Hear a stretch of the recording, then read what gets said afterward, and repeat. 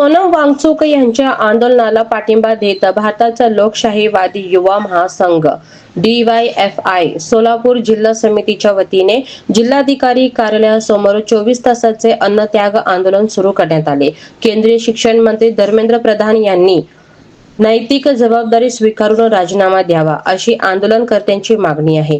जिल्हाध्यक्ष विक्रम कलबुर्गी, राज्य सचिव दत्ता चव्हाण आणि जिल्हा सचिव ॲडव्होकेट अनिल वासम यांच्या नेतृत्वाखाली हे आंदोलन सुरू झाले आहे।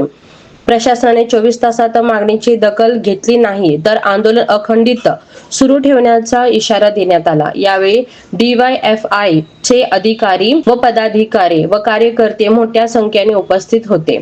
आज या ठिकाणी DYFI जिल्हा कमिटीच्या वतीने गेल्या 19 दिवसापासून भारताचे केंद्रीय शिक्षण मंत्री धर्मेंद्र प्रधान यांनी राजीनामा द्यावा ही मागणी घेऊन या आपल्या भारतातले थोर शास्त्रज्ञ, सामाजिक कार्यकर्ते, पर्यावरणप्रेमी सोनम वांगचुक यांनी त्या ठिकाणी अन्नत्याग उपोषणाला सुरुवात केलेली आहे आणि त्यांच्या समर्थनार्थ आम्ही या ठिकाणी एक दिवसीय 24 तासांचा लाक्षणिक अन्नत्याग आमच्या सगळ्या तरुणांच्या वतीने या ठिकाणी मी पुकारलेला आहे।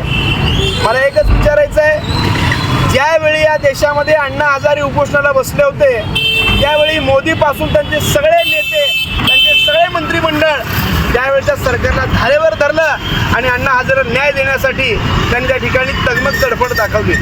परंतु आज तेच नेते या आपल्या सोनम वांगचुककडे ढुंकुली पाहत नाहीत। इतके निगरगठ्ठ अशा गेंड्याची कातडी असणाऱ्या सरकारचं आम्ही या ठिकाणी पूर्ण निषेध व्यक्त करतोय। जोपर्यंत या ठिकाणी धर्मेंद्र प्रधान राजीनामा देणार नाही तोपर्यंत हे आंदोलन जारी राहील। त्यांच्या त्या आंदोलनाला आमचा समर्थन आम्ही या ठिकाणी दर्शवलेलं आहे।